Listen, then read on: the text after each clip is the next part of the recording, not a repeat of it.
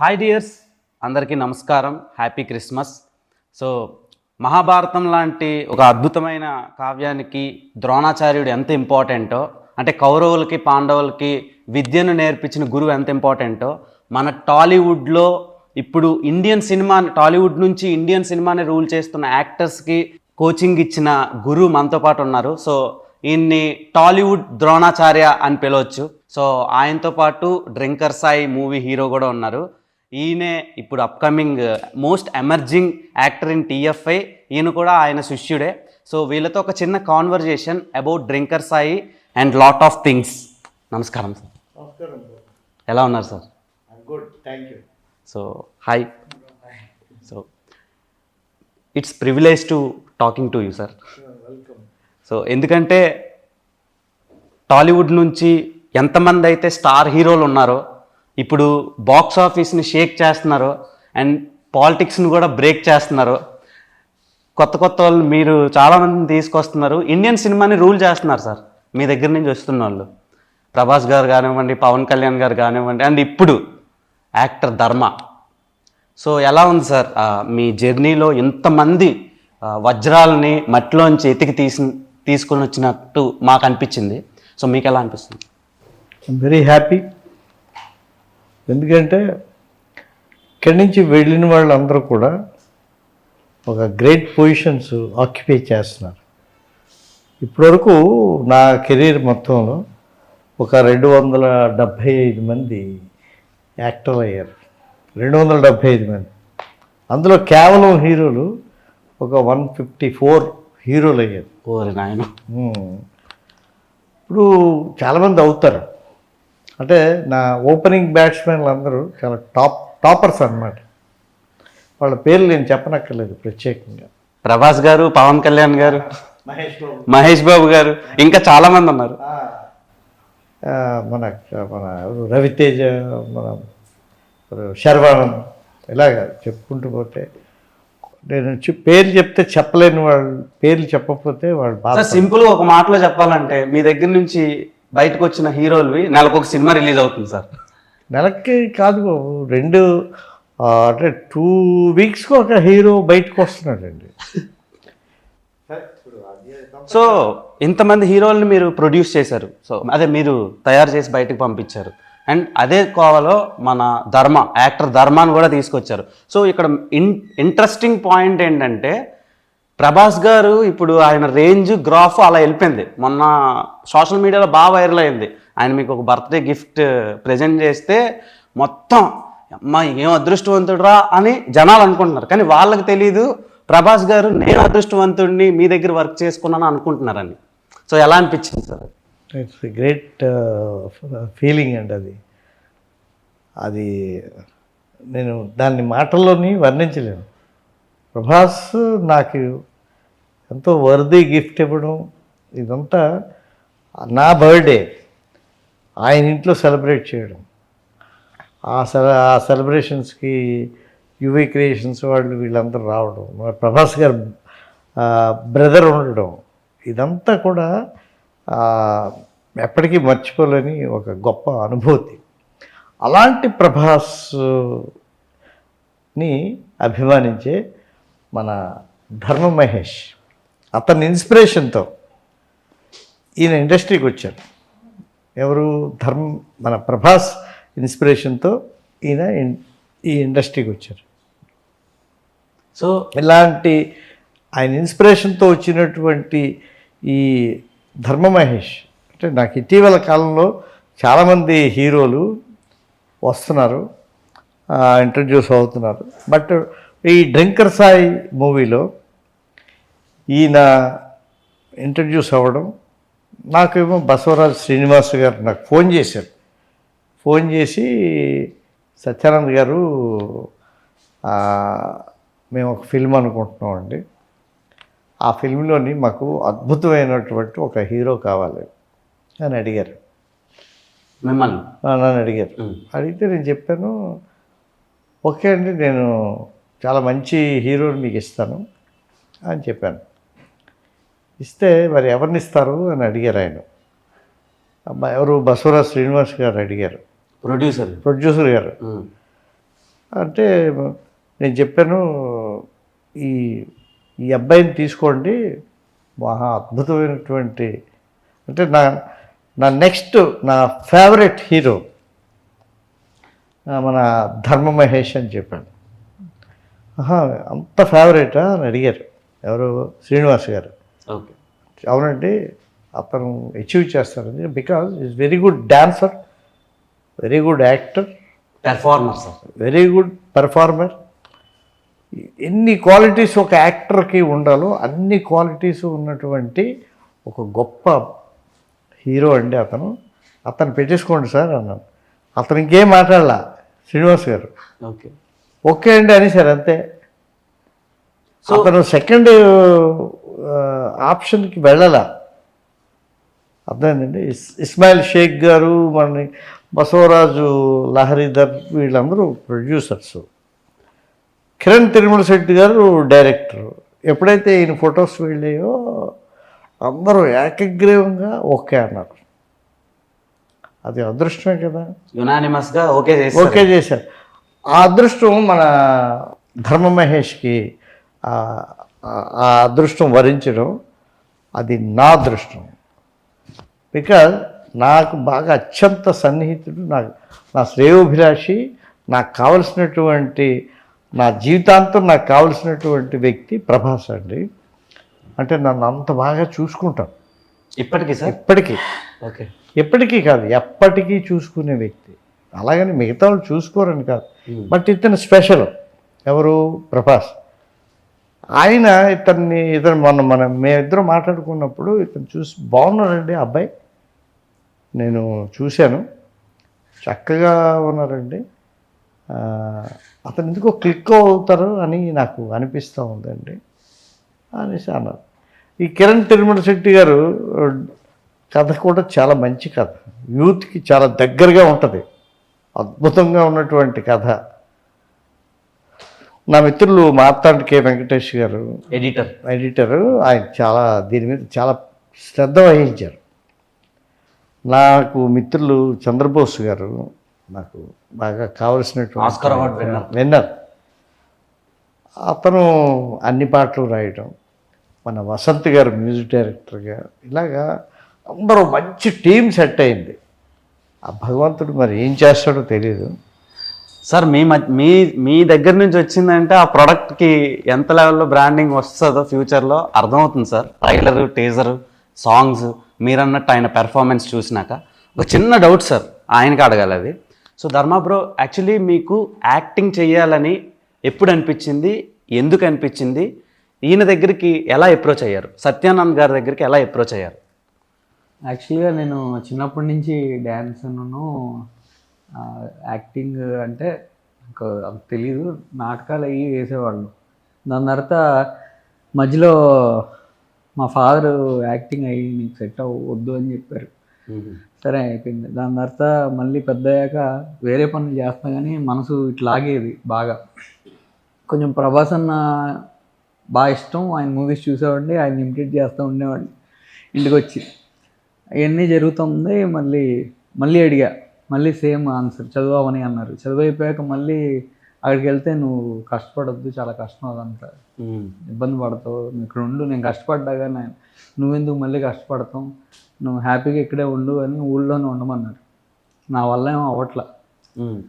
దాని తర్వాత నేను ప్రభాస్ అన్న ఎక్కడ ట్రైన్ అయ్యారని చూస్తే మన సత్యానంద్ యాక్టింగ్ ఇన్స్టిట్యూట్ అన్నాను. ఓహో, ఇది కూడా ఆయన ఇన్స్పిరేషన్ అనమాట.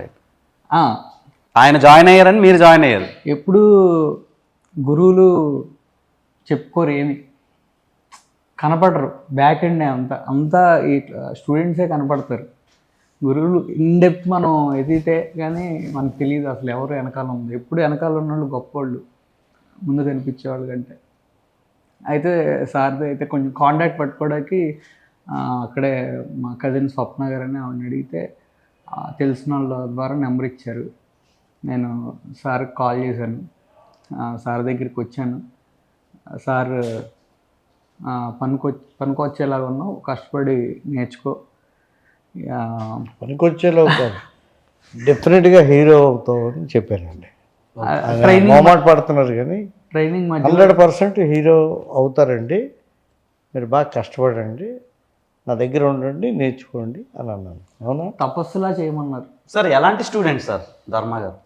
Number 1 top. టాప్.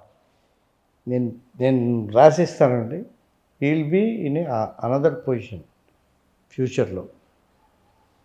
కాకపోతే అతనికి ఏంటంటే మంచి ప్రొడక్షన్ హౌసెస్, మంచి ప్రొడ్యూసర్స్, మంచి కథలు, మంచి దర్శకులు. ఇప్పుడు మన కిరణ్ తిరుమల శెట్టి గారు చాలా మంచి కథతో అతన్ని పాపం చాలా కష్టపడి ప్రజెంట్ చేయడానికి ఆయన చాలా ట్రై చేశారు. అది జనంలోకి వెళుతుందని మనం ఆశిస్తున్నాం, వెళ్ళాలని కోరుకుంటున్నాం. అది వెళితే ఇంకోలా ఉంటుంది ఏమండి. అది ఏంటి, ప్రతి సినిమా కూడా హిట్ అవ్వాలని ప్రతి వాళ్ళు చేస్తారు. అది అవుతుంది అవ్వదు అన్నది మన చేతిలో ఉండదు. అది అవ్వాలని కోరుకుంటాం. అవ్వకపోతే వచ్చిన నష్టం మనకా లేకపోతే ఇంకొకళ్ళకా అన్నది ఆ తర్వాత విషయం. బట్ ఈయన మాత్రం 100% హిట్ హీరో అండి. నోట్ చేసుకోండి, అతను ఎక్కడికి వెళ్ళాలో అక్కడికి వెళ్తారు.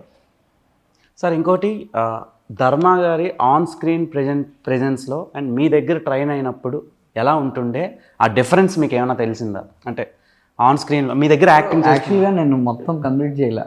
నేను యాక్చువల్లీ ఒక షార్ట్ ఫిల్మ్ చేశాను ఫస్ట్. ఓకే. చేస్తే నేను చేసిన తర్వాత మా ఫ్రెండ్ అందరూ పొగిడేవాళ్ళు, కానీ కొంతమంది కమెంట్ చేశారు, నీ యాక్టింగ్ చాలా వర్స్ట్గా ఉంది, కొంచెం ట్రైన్ అయితే బాగుంటుంది బాబు, వీళ్ళందరూ నీకు డబ్బా కొడుతున్నారు అంటే అక్కడి నుంచి నాకు స్టార్ట్ అయింది అసలు నేర్చుకోవాలని. ఓకే. స్ట్రైట్గా చెప్పాలంటే అది జరిగింది, ఆ అవమానం జరిగింది, ఇంకా ఆ అవమానం జరగకూడదని చెప్పి ఫస్ట్ ఇన్సల్ట్, బెస్ట్ ఇన్సల్ట్. మంచిదే, అది అవ్వటం వల్లే కదా ఈరోజు సినిమా రావటం అంత జరిగింది. అయితే అంత అయింది. ఇక్కడికి వచ్చిన తర్వాత మనకి లో కాన్ఫిడెన్స్ ఎక్కువ ఉంది నాకు, ఎందుకో మరి నాకు తెలియదు, ఆ పెరిగిన వాతావరణం ఏంటో తెలియదు. నాకున్న ఏకైక కాన్ఫిడెన్స్ సత్యానంద్ సార్ ఇచ్చిన కమెంటే. ఆయన చెప్పారు ఒకరోజు పిలిచి, నువ్వు డెఫినెట్గా హీరో అవుతావని. ఆయన చెప్పిన వాళ్ళు ఎవరు అవ్వకుండా లేరు. ఆ కాన్ఫిడెన్స్ మీద నేను ఇన్ని ఇయర్స్ అలాగే నిలబడగలిగాను. నాకు మా పేరెంట్స్కి కూడా సారే ఒప్పించారు, మా పేరెంట్స్ని కూడా మా సత్యానంద్ సారే ఒప్పించారు.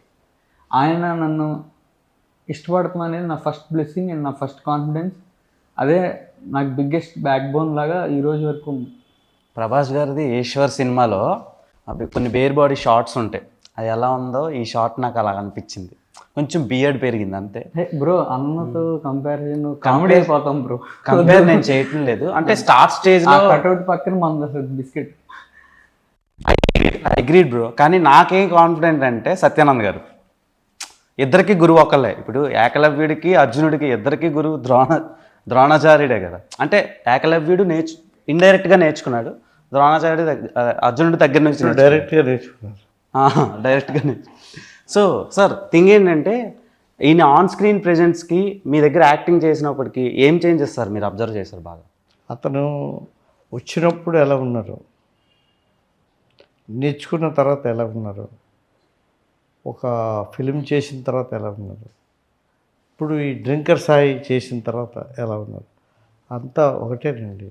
ఆ మనిషి ఇతను ఒక అద్భుతమైనటువంటి వ్యక్తిత్వం.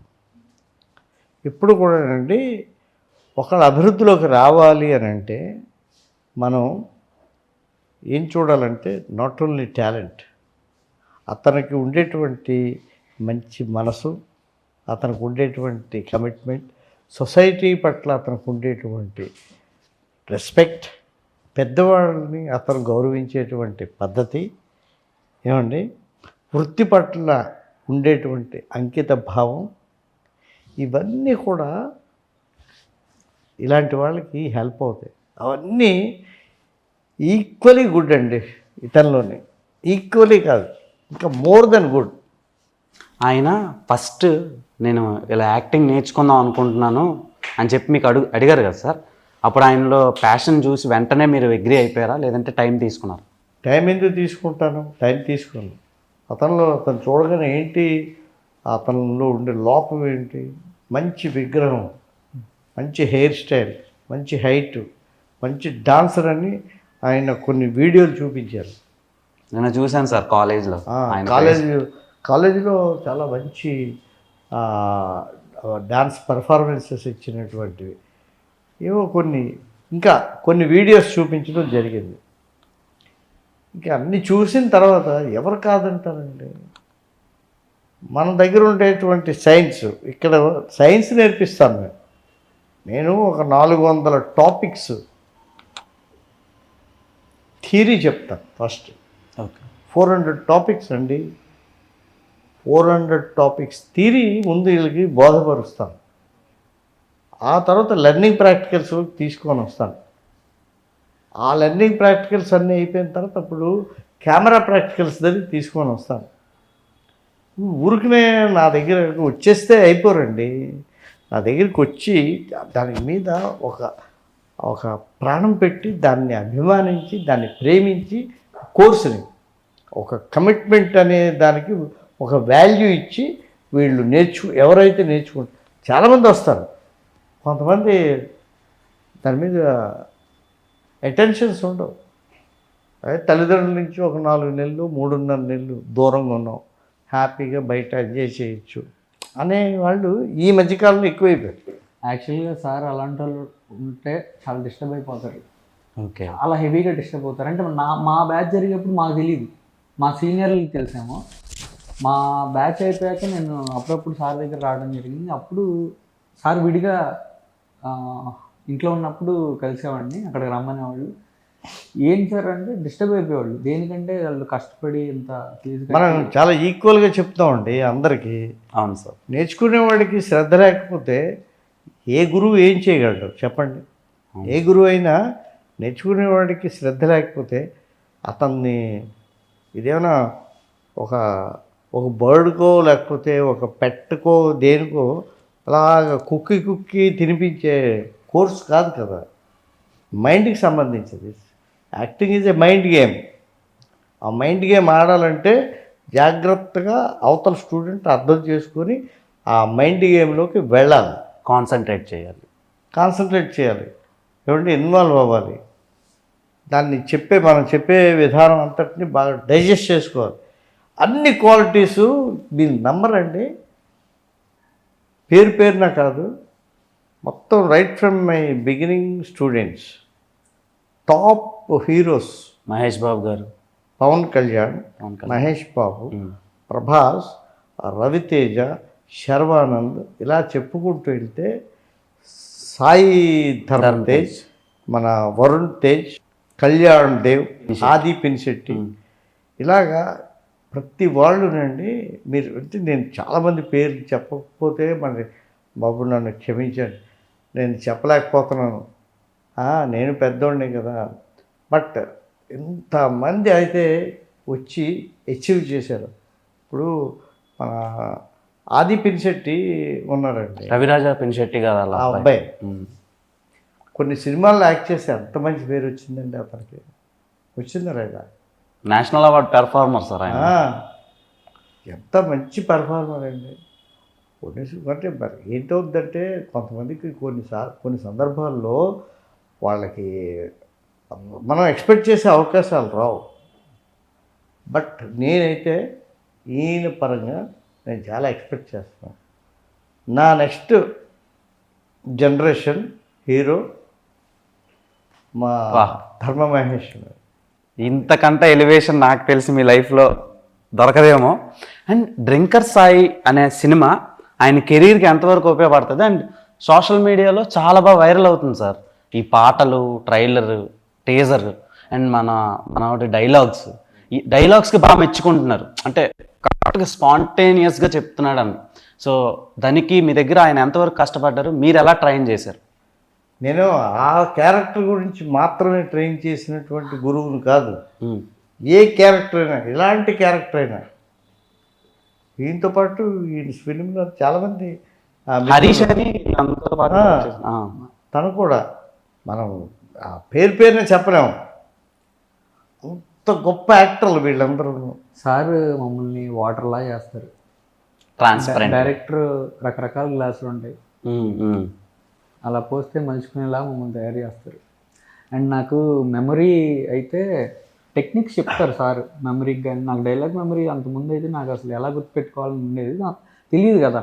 తెలిస్తే ఏదైనా తెలియాలి, టెక్నిక్ తెలిస్తే అప్పుడే అది ఈజీ అయ్యిద్ది. అది సారే చెప్తారు, ఆ టెక్నిక్స్ బట్టే మాకు ఉంటుంది డైలాగ్ అయినా ఏదైనా.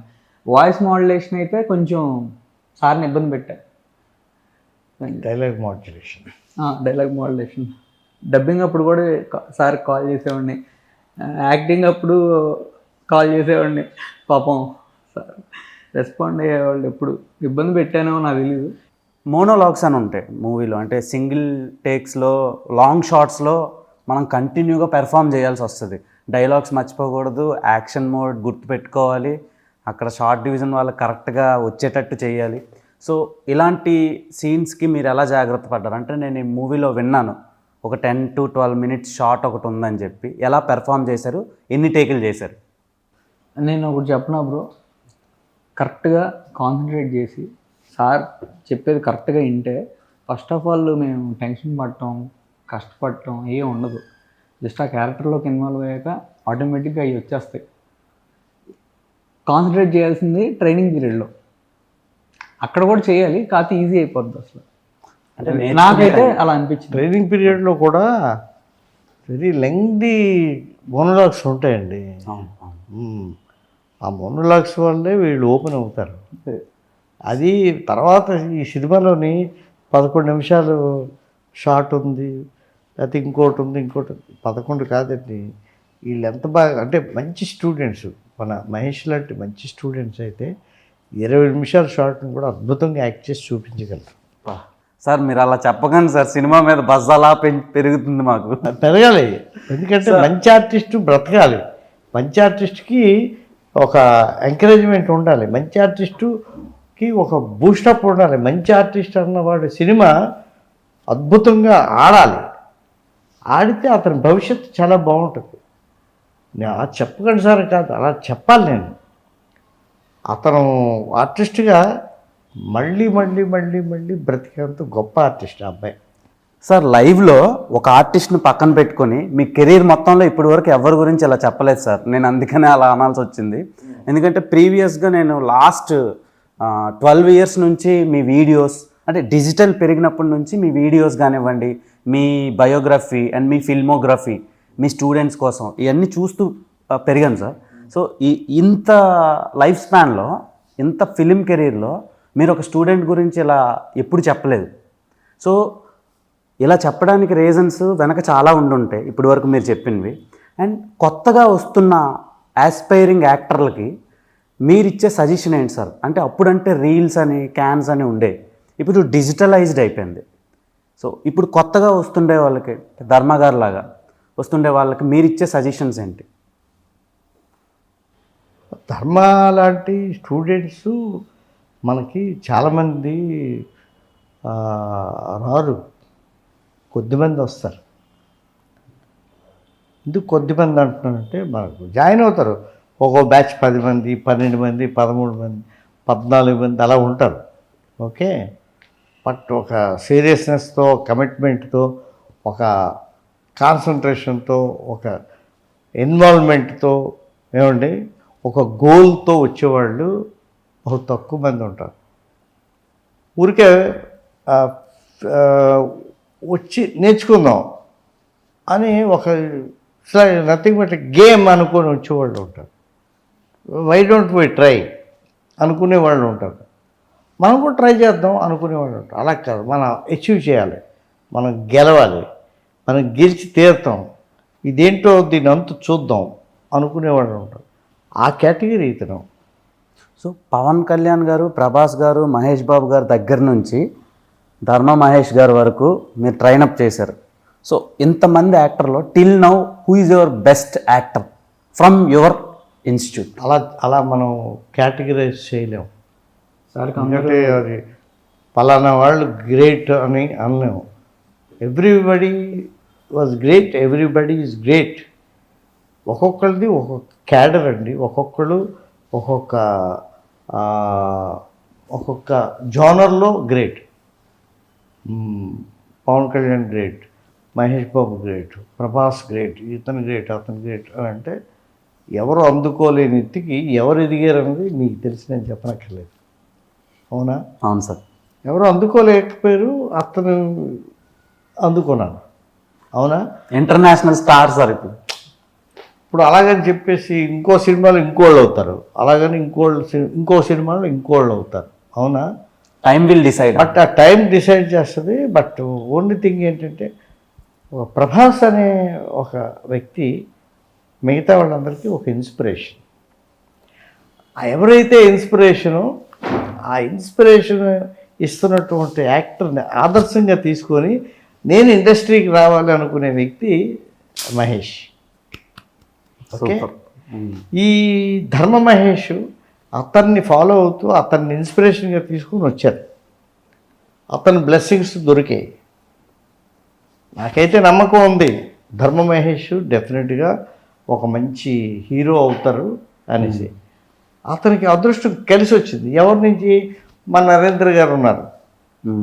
నరేంద్ర గారు ఏం చేశారంటే ఈ అబ్బాయిని గమనించి ఈ అబ్బాయిలో ఏదో ఒక ప్రత్యేకమైనటువంటి టాలెంట్ ఉంది, ఈ అబ్బాయిని మనం ఎంకరేజ్ చేస్తే బాగుంటుంది అని అనిపించింది. అలా ఎంతమందికి అనిపిస్తుంది? నరేంద్ర గారికి ఒక 10,000 కాదు, 1,00,000 కృతజ్ఞతలండి ఆయనకి. ఎందుకంటే మహేష్ని అంత ఎంకరేజ్ చేస్తున్నారు, అందుకే 1,00,000 కృతజ్ఞతలు అని అన్నాను.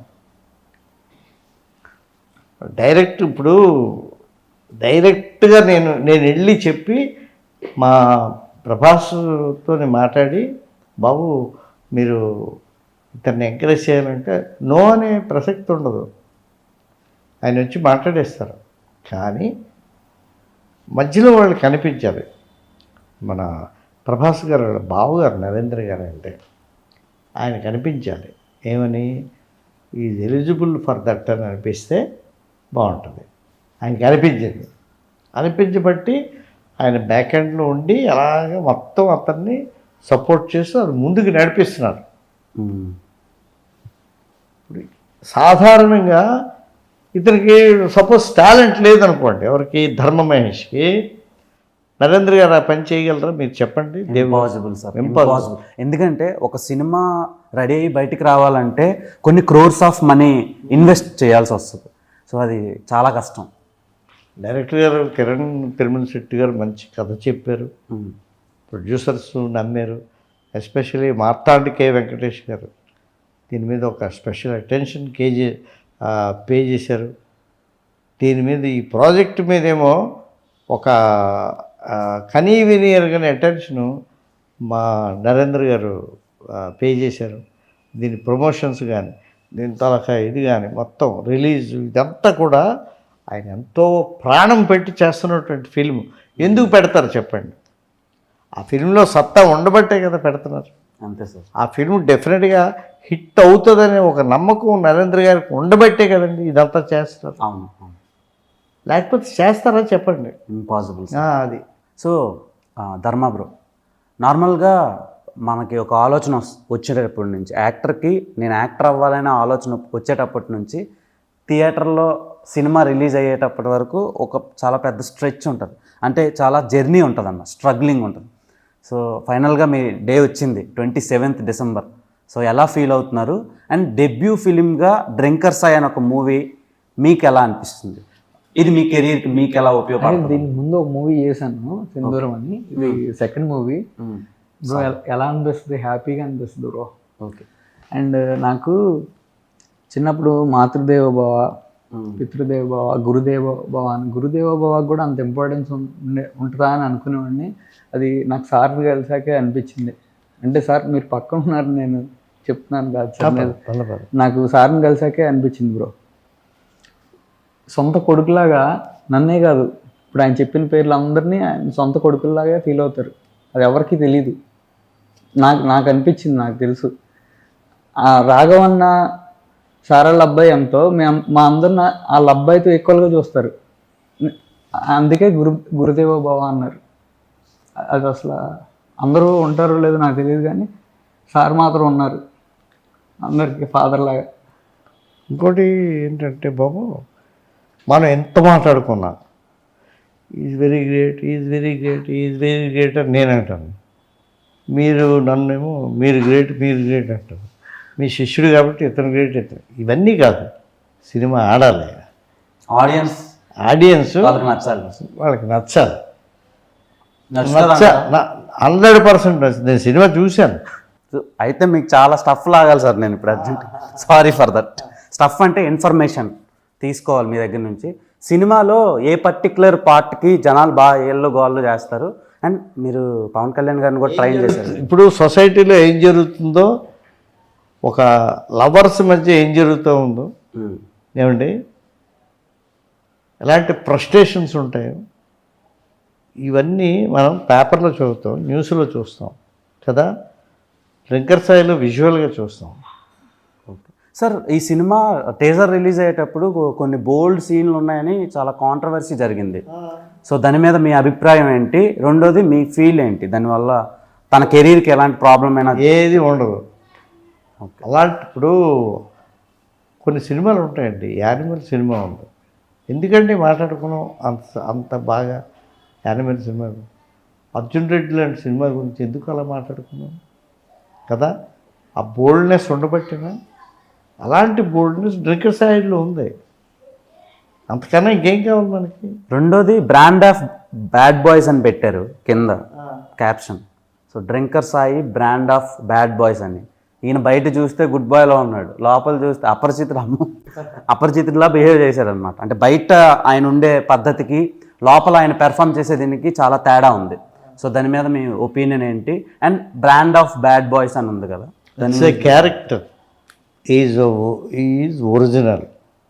అందులో చేసింది ఇట్స్ ఎ క్యారెక్టర్. అంటే చాలా must live in a character, you must understand your characterisation.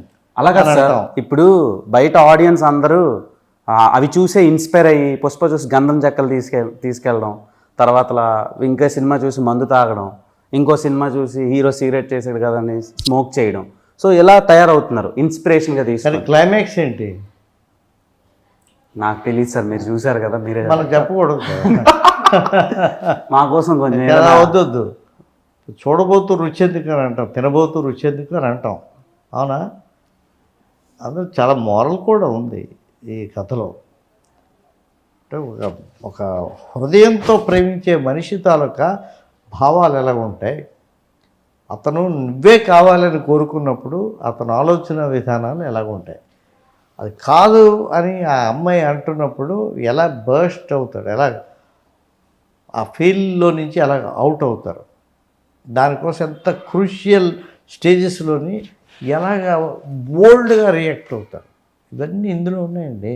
అంటే సాయి అంటే దేవుడి పేరు సార్, దాన్ని తీసి ముందు డ్రింకర్ అని పెట్టారు కదా, దానివల్ల ఏమైనా నేను కొంచెం సంఘాలు ఏమైనా ముందు కథ తెలియక ముందు డ్రింకర్ సాయి అంటే అలా అనుకున్నాను, నిజం చెప్పాలంటే కథ తెలియక ముందు. సరే కథ అదంతా కథా విధానం ఇవన్నీ తెలిసిన తర్వాత ఓకే, దానికి దీనికి అసలు అదేం మనల్ని ఏమి ఎఫెక్ట్ చేయదు కథనేమి అని నేను తెలుసుకున్నాను. అర్థమైందండి. మన బసవరాజు శ్రీనివాస్ గారు నాకు ఒక మంచి హీరో కావాలి సత్యానంద్ గారు అని అంటే నేను ఎందుకు ఈయన్నే సజెస్ట్ చేశాను చెప్పండి. నాకు చాలామంది ఉన్నారు, ఇంకా మీరు నమ్మరు, 154 మంది హీరోలు అయ్యారని అన్నానా? అవును సార్. ఇంకొక దగ్గర ఒక 20-25 మంది హీరోలు రెడీగా ఉన్నారు నాకు. ఒకప్పుడు ఒక 50 మంది అవుతారా నా హీరోలు అనుకునేవాడిని, 25 మంది అవుతారా అనుకునేవాడిని. అలా ఎక్కడికో విడిపోయింది ఫిగర్ కాదు, ఒక అద్భుతం జరగాలి, ఒక స్టూడెంట్ నుంచి ఒక అద్భుతం జరగాలి. అలా మా సీనియర్స్ నుంచి అద్భుతాలు జరుగుతున్నారు. సార్ నాకు డౌట్ సార్, ఇప్పుడు మీ దగ్గర నుంచి చాలామంది హీరోలు వచ్చారు సార్, హీరోయిన్లు ఎందుకు సార్ మీ దగ్గర యాక్టింగ్ నేర్చుకోవాలి? అమ్మాయిలను అడగండి, నన్ను తిరుగుతారు.